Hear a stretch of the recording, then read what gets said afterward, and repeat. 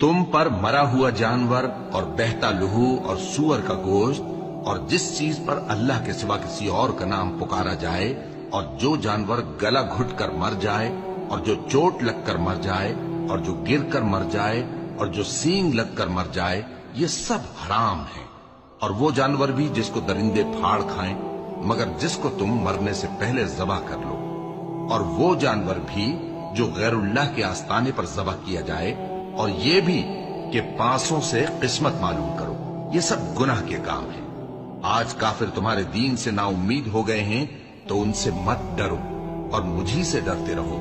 آج میں نے تمہارے لیے تمہارا دین کامل کر دیا ہے اور اپنی نعمتیں تم پر پوری کر دی اور تمہارے لیے اسلام کو بطور دین پسند کر لیا۔ ہاں، جو شخص بھوک میں ناچار ہو جائے بشرطے کہ گناہ کی طرف مائل نہ ہو تو اللہ بخشنے والا ہے، بڑا مہربان ہے۔